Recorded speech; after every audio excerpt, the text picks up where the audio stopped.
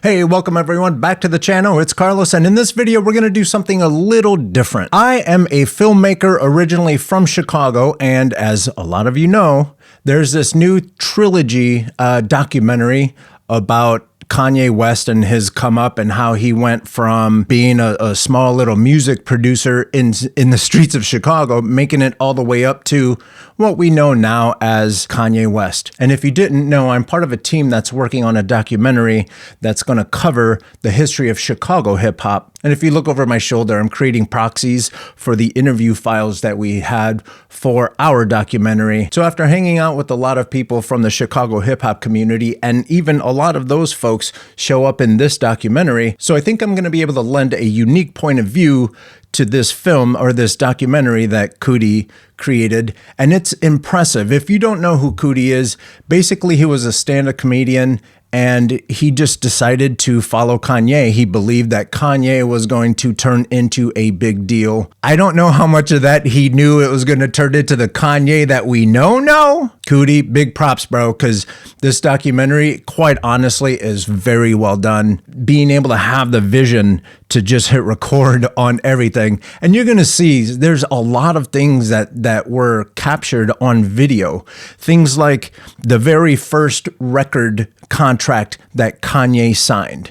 Or more impressively, he was documenting how much hustle Kanye had. Kanye went to Rockefeller Records and was playing his record for anyone that had a tape player or had a couple minutes to actually pay attention to his music. But before we get into this documentary, what I wanted to do is give a shout out to some of the people that have been very supportive of the documentary project, but not just that, like all my personal films, like this one here. I have music featured on there by Rubberoom and by Rita J. So if you have a minute, go check out Rubberoom, Rita J. I'll start leaving links to all these people in the description of this video too. But Spillane's, Amina, not just them, but my brother Doug Infinite. Shout out to him. He's very supportive of everything that I got. I got a video here where we're hanging out. I'm pitching him on a film idea. And last but definitely not least,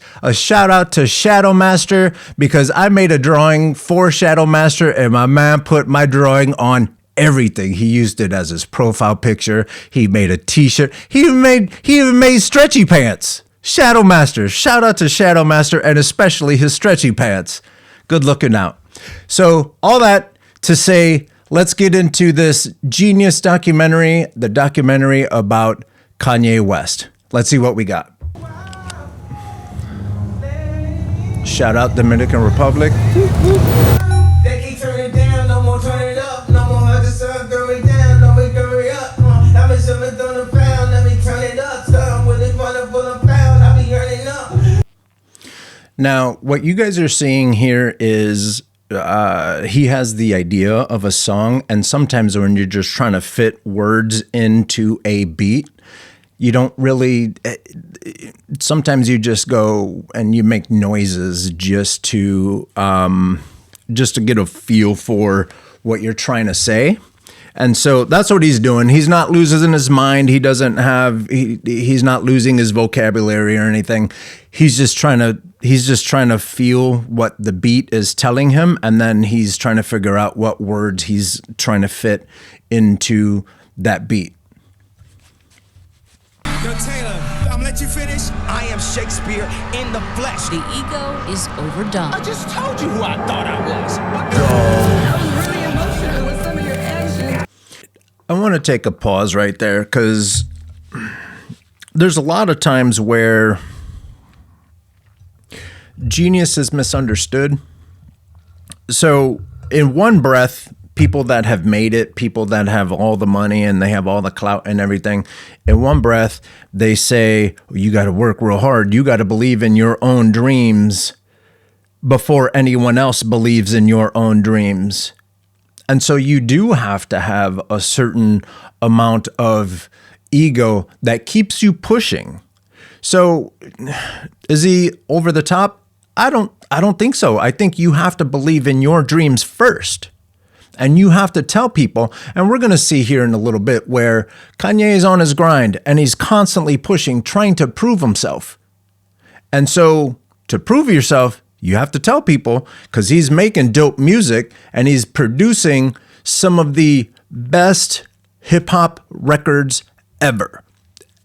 He's associated to a lot of those records. So he needs to prove himself. So after so many years of grinding and trying to prove himself, now he's there. And now I think Kanye is out there being like, I did it. I came from the streets of Chicago. I learned how to do this. And now I'm up here. Yeah, you got to give him respect for that. You have to. And if he's a little egotistical, he's a little whatever, it is what it is. I say ride that horse. Go get you some. Hey, y'all, hey, we got my man Kanye. This motherfucker tracks, man, hold on. This nigga from Chi-Town. He hanging out with the Harlem World. They doing their thing. What's up with you, baby? Yo, what's up? Yo, I want to send a shout to 87th Street Outfit, my man John, back at the crib, Leonard, Aaron, Timmy. This here makes it kind of seem like Kanye was part of Harlem World, which he probably was, but Kanye's first group was the Go-Getters. If you want to hear some good music. Let me take you back to where it all started. Give it up for my boy, Coodie. It was 1995. I had just started doing stand-up comedy on the south side of Chicago when Danny Sorge, a young filmmaker, approached me about hosting a public access show called Channel Zero. Channel Zero, baby, in full effect with my man, Chris Parker, KRS-One, man. Put your hand on the screen. Channel Zero here with Run. DMC, the legendary group, yo. Hey, what you watch, man? I watch Channel Zero, son. This is a really important lesson here. Coodie was on his grind. He was doing stand-up comedy and all that good stuff. And then when a situation presented itself, he was ready to go. So he just made it happen for himself. And Coodie having the foresight to just hit record on a camera, some might call it lucky, but it's not luck. It's where preparation meets opportunity. That's what creates luck. And so Coodie was ready to go, and it paid off. Like this documentary is amazing. But as we shot more episodes, I realized that we were the only ones documenting the rise of hip-hop in Chicago. Juice is the only MC to have beaten Eminem in a rap battle. Juice is from Chicago. Do a search for Scribble Jam, Juice versus Eminem. My man Kanye, Grav. kid, only 19. Now that Grav is there, we have vignettes that we have put on YouTube, and now we're slowly trickling them into Instagram. So follow Midway Documentary on Instagram. Kanye ain't sharing nothing but beats, man. Nothing. What's in Kanye refrigerator? Let's see what's in that nigga refrigerator. Damn! Stay close, Oh, that's, I remember them days. But before I can even get started, Kanye upped and moved to New York with the hopes of getting a record deal. I've talked to animators that have literally moved to LA because that is where the jobs are. You have to go where your industry is, right? So Kanye moved to New York. There's a lot of folks that move to LA to make music, and that's just kind of where it is. Chicago is not a place that's going to lay down and roll over. They're gonna figure it out. So if you want to see some good down-home Chicago production, go take a look at Molemen. Do research on Spillane's and stuff like that. Like, we out there. As soon as I heard the track, I recognized that was the first beat Kanye ever played for me. Right then, I knew my instincts had been right. But if I wanted to make this documentary, it was now or never. So when Kanye said he was down, I left my career behind. Hey, yo, my name Coodie, I'm out. Thank y'all. To give up your career to follow and move to New a York. person who's, at this point, Kanye is pretty successful, but to have the vision to just say, let's go. I mean, are you surprised that these guys made it? That's a lot of hustle. I feel like I can't sell to you that I'm finna come up and take your life. Like, I'm not gonna rap to you like, go, I'm gonna take your life, because I think that's also a very important point that he's making there. A lot of YouTubers talk about this too. Be true to who you are.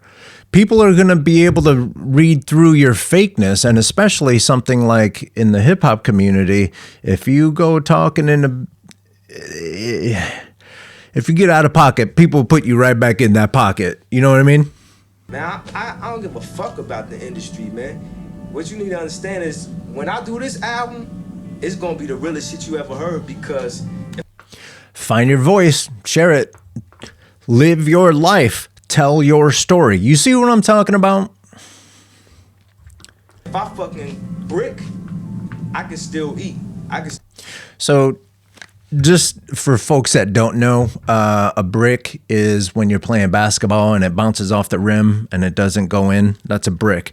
So what he's saying is, if he's going to, well, once he comes out with this album, if he misses, he's still going to be making money doing the production and stuff, right? So you might as well go for it. What's there to lose? Like, let's just say this album wasn't this album. There's a lot of people out there with a whole bunch of trash albums. It just so happens that Kanye is a genius. There you go. Still make a way for my family. So I go in and do my album, I'm gonna do it the way I fucking want to do it. You know what I'm saying? And with the backing that I got, live your life. Tell your story. Don't try to be anybody else. Be yourself and hustle. You gotta believe in yourself, be yourself, and just keep pushing.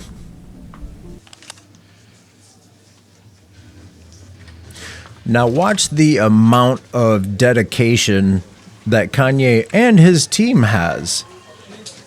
He's going into Rockefeller, and he's going to play his music for anyone that will listen.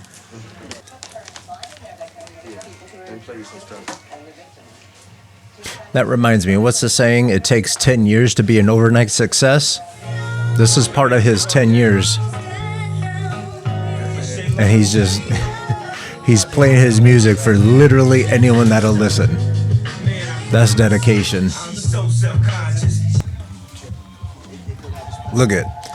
And if that one doesn't work, keep going back.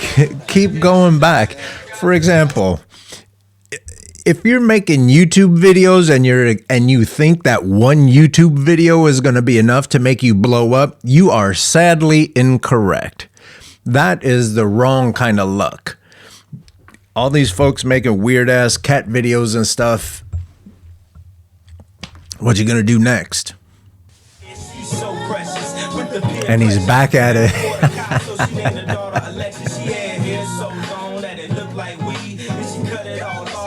Look like even. Look at her looking like Sade. Cayenne's here to see you. To see Crew.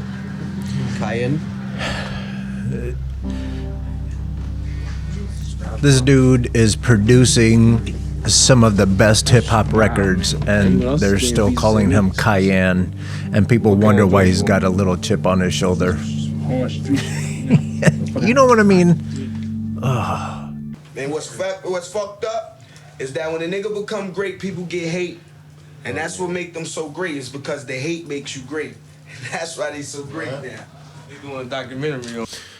I'm not 100% sure that's true. I mean, success or becoming great can have people hate on you, but it's not the hate that makes you great. You're great because of your greatness. That creates the hate. Hate don't make you great. Hate is a byproduct of you being who you are. Niggas make it 3 beats a day. A lot of times the Chicago mentality is just do a little work and just sit back and talk about how good the work you did in the past was. You know what I'm saying? Even by me. That is an excellent point. Prime example. Chicago Bears won a championship in 1985. Nothing since then, but everyone has to like hang their hat on the fact that we had a really good team in 1985. You know what I mean? Don't even get me started on the Cubs. Now, I love the Bears. I love the Cubs. However, just because in 2016 we won the World Series of baseball for the Cubs, or the Cubs won that, it's not like I played in it, but the Cubs won it. So now, what? A few years later, they dismantled the team, right? So now we're supposed to hang our hat on something that happened in 2016.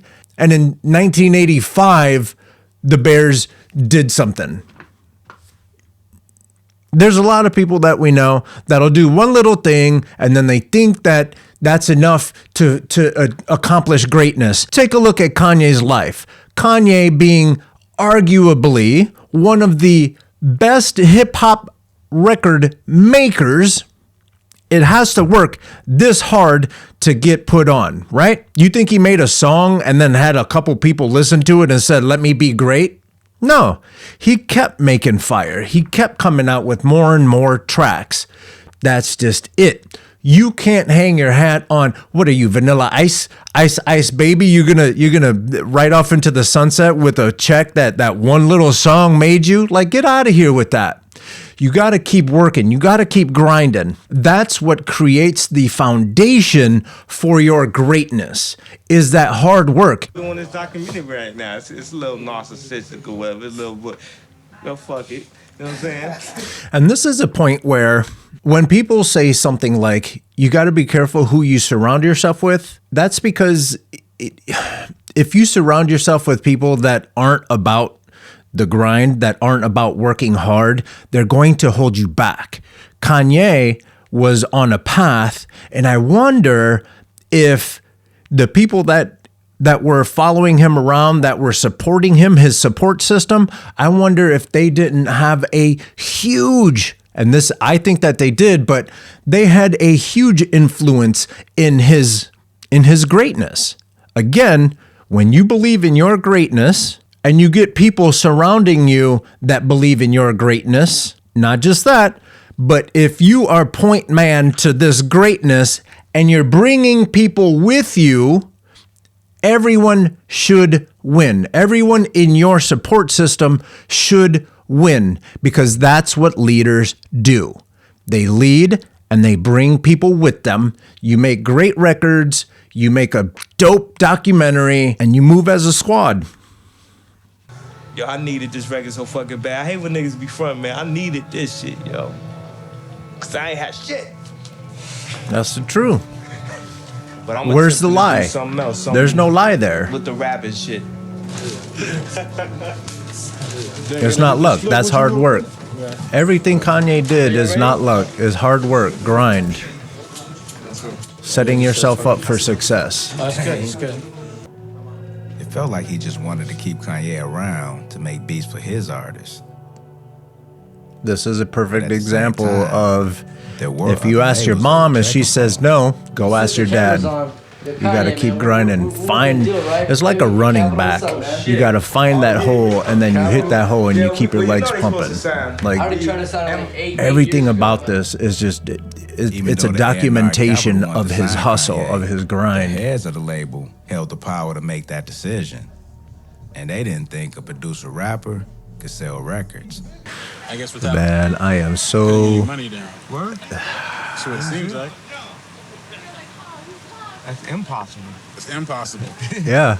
Okay. Artists get used to saying that. Artists get used to saying that. Get used to saying, nah, I'm good.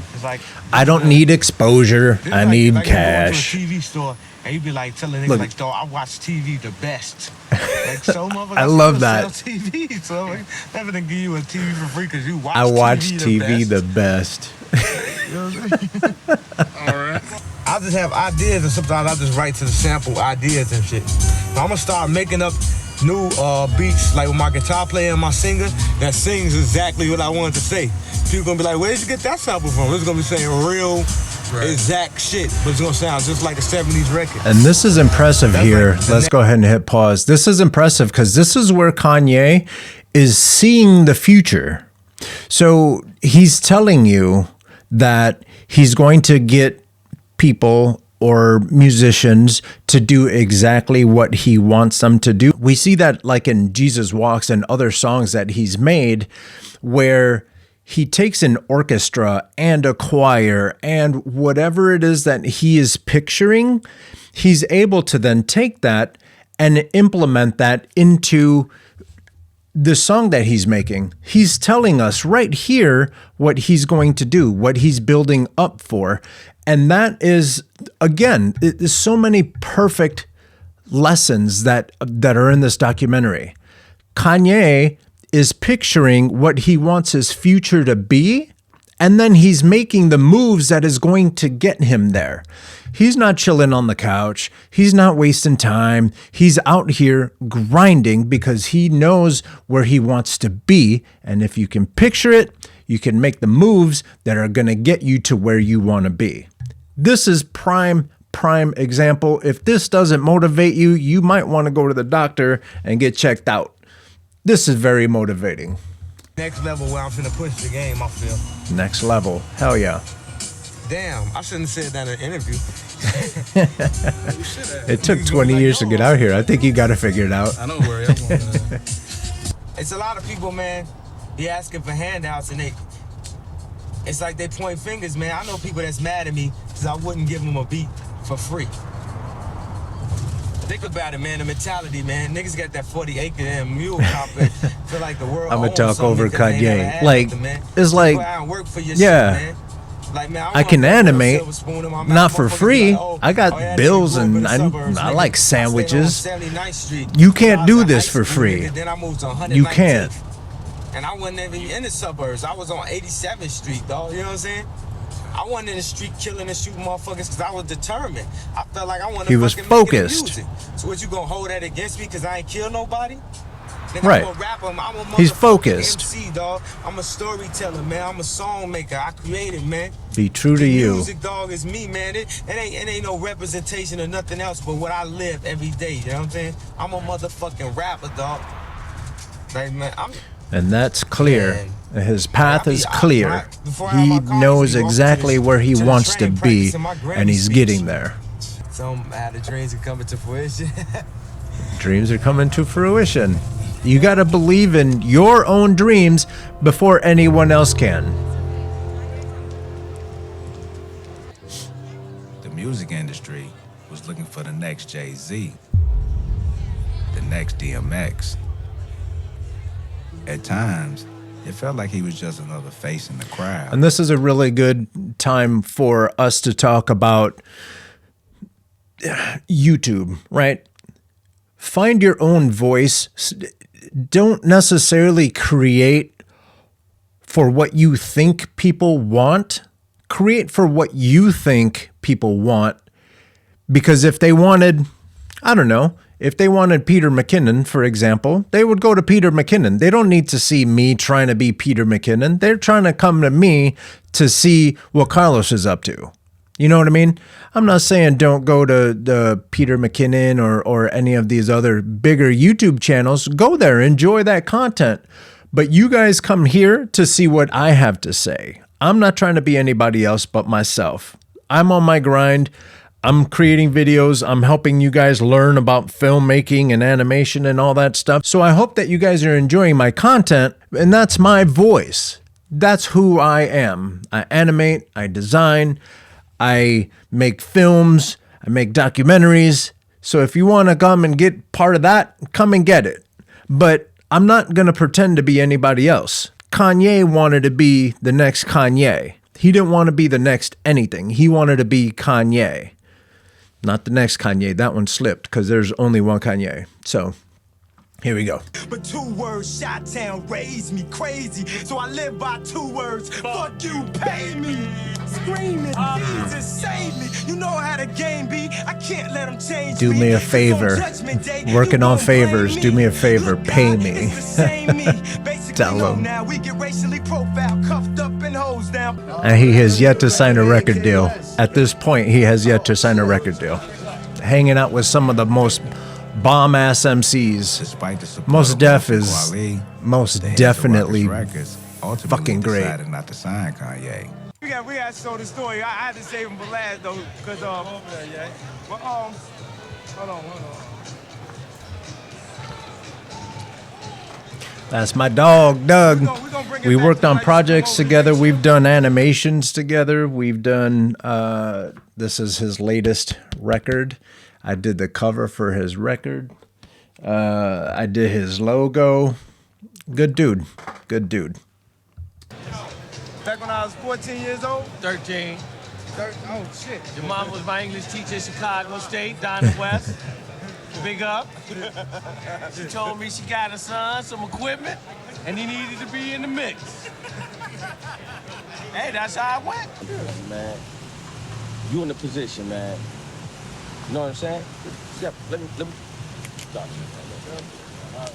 Now, this is a situation, and this is between them two, so I'm not going to go all crazy, but even Doug released a statement yesterday on Instagram and Facebook saying that this was an unfortunate thing that happened, but they squashed it early on. They're literally squashing it on film as we speak. What this is a misunderstanding. You got two guys that are on their grind. They're in the same atmosphere, right? And then you got someone who wrote a story that it was probably an accident, that they didn't fully give everyone their props, right? And so it was a misunderstanding and they squashed it instantly that night. And this is how grown people handle misunderstandings right here. You don't need to go Biggie and Tupac with stuff. You just don't. This is grown folk shit. As far as that, I'm not gonna touch on that much, but I'm gonna tell y'all this. I'm gonna tell Chi-Town like this. Me and Doug is a lot closer than what y'all think. So if y'all looking at the see what I mean? That's just that's the way grown folk. There was a misunderstanding. They came to an understanding and they moved on. Doing beats for dudes that I knew since I was like 16. You can have bumps in the road and stuff like that, but you clear things up, you squash that shit, and you go make your money. Well, you definitely clarifying. I mean, it's a lot of stuff I gotta clarify, man. Hey, man, y'all got me wrapping up, man. When you're making moves and you're becoming successful, like your words have more power, so you have to be careful. You have to be careful because people are listening to you, and so the seminar, we never thought the trip would take the turn it did. 3 years old. I like the way you explained everything about how long it takes people. Who was that? Like Jay-Z to write a rap, and Scarface too, wasn't it? Look at how supportive his mom is.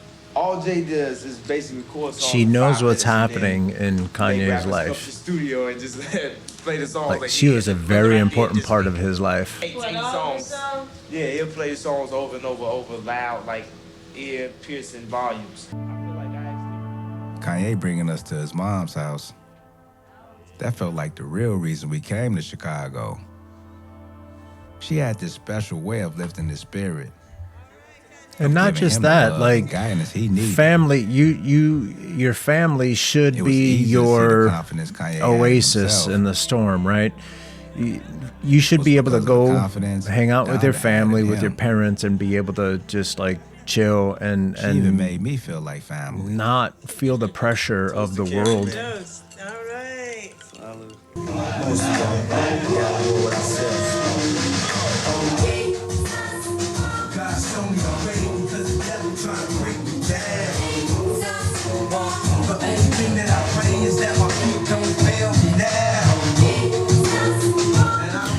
Now the history behind this song, Rhymefest, an artist out of Chicago.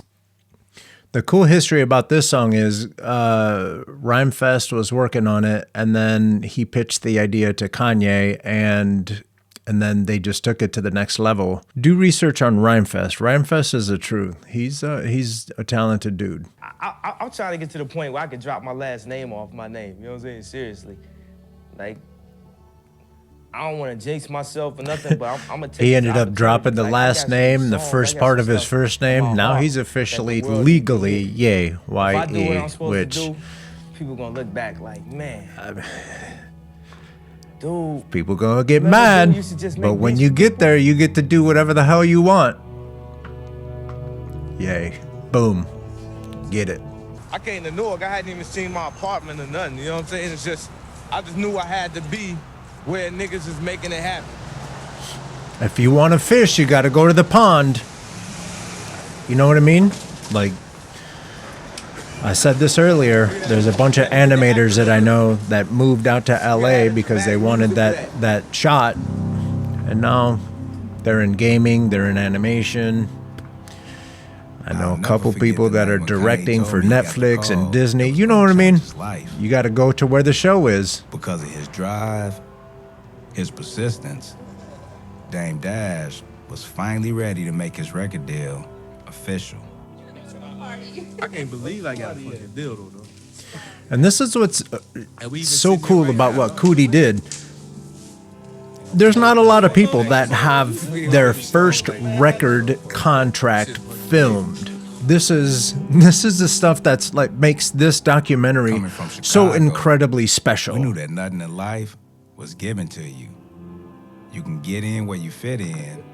Coodie put all his chips in, bet on Kanye, and like, look, I'm a huge fan of this film. Good day.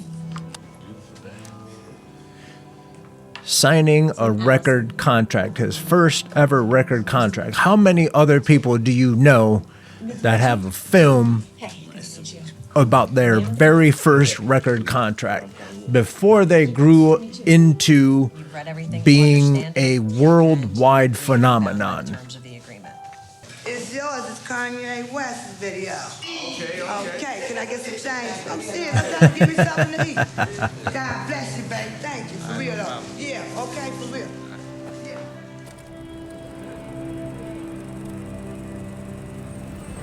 Harold's. Oh, if you guys want some good chicken, oh, do yourself a favor. Go get some Harold's. Oh, boy. It's different. It's different. Go get some Harold's. And then leave me a comment. When you get some Harold's, leave me a comment. Tell me how good that shit was. My parents influenced me in so many ways that I was just beginning to see. I never forget when my father came home with a VHS camera. How my mother filmed the birthday. That's how I started out. One of them big ass cameras. You put the VHS in there. You put it on your shoulder. I got that from Sears. Had all the signs. Right there on Lawrence. Back in the day. What up, dog? You know what, man? Oh, let me mention, yo, dope tracks. Yo, bro, say something to my documentary right here. Yo, my nigga, I look up one of the sickest niggas that do what he do. Ridiculous. And so Pharrell is one of those guys too that is probably gonna end up in the Hip Hop Hall of Fame. That dude is amazing. So if someone who is amazing is saying that you're amazing too, you got to buy into it. You got to buy into it and keep pushing. So many very important people kept giving Kanye the encouragement and the support that he needed to become Kanye. You got to be careful who you surround yourself with. You got to get the right people. People that believe in you, people that are going to push you to be better, to do better, all that stuff.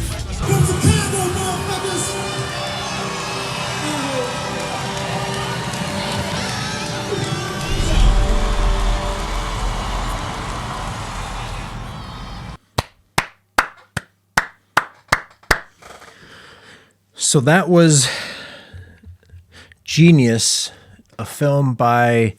well, it was filmed by Coodie and the Channel Zero TV crew.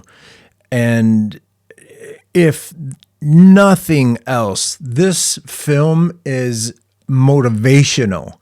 It shows you someone at the caliber of a Kanye West still had to grind, still had to get his hustle on, still had to break through walls. And you see how he's like moving and putting pieces in place, like when he was dealing with Scarface and when he was dealing with Rhyme Fest and all these guys. It's just so when people say Kanye's a genius, I think a lot of that has to do with that too. Like he can see the pieces of the puzzle and he puts those pieces together and he just continues to build and grow this film is wonderful. Big shout out to Coodie. I wasn't sure what to expect with this film, but the approach that they did it in was outstanding. He was telling Kanye's story, but through himself. So as a filmmaker, especially on this channel, that's what I preach all the time. You have to go out and experience life. You have to take chances. And while you're out there, you might as well take a camera with you and record the whole damn thing. It's easy to say that Coodie was out here vlogging even before vlogging was a thing. Coodie was before his time, and he's dealing with someone of the caliber of a Kanye West. And again, like if you watch this film and it doesn't motivate you and the first thing you want to do is continue sitting on the couch taking naps and stuff, like, you know what I mean? Like you have to push, you have to work. Anyone that's successful will tell you, you have to put in the work. And if this doesn't show you, then I don't know if anything will. There's 2 more episodes. The next one comes out February 23rd, and then the 3rd episode comes out on March 2nd. So if you have a Netflix subscription, go run or just borrow someone's login information and go watch this. This is so well done. Congratulations to Coodie and everyone else that's been a part of this. Congratulations to Kanye for making it happen for himself. Jay Ivy was in there. And there's a bunch of other people in this documentary that we have interviewed for the History of Chicago documentary that we're working on. So to wrap up this video, I want to give a shout out to some of the people that have been very supportive of not just all of my things that I've been working on, but also the Midway documentary project that I'm a part of. Shout out to Doug Infinite again, Kevin or Opus One from Rubberoom, Rita J. So Kevin and Rita J gave me music for my film that, again, I'll add a link right there so you can go check that out. Coolout Chris from Spillane's, Amina, their combined efforts. Take a look at Urbanized Music. And while you're taking a look at that, check out Molemen from Chicago. And last but not least, ShadowMaster, making stretchy pants out of my artwork. Good looking out, kid. So until the next one, February 23rd is the next drop. So we'll probably be out here February 23rd, possibly the 24th, depending on what's happening those days. So we're going to be taking a look at all 3 episodes of this trilogy of Genius, the story of Kanye West and his coming up through the eyes of Coodie. Shout out Coodie too, man. This is great. I loved it. I loved every minute of it. I love the education that we got just from you out here vlogging before even vlogging was a thing. Anyway, I hope this video finds you healthy and I hope this video finds you safe. I'll see you in the next video.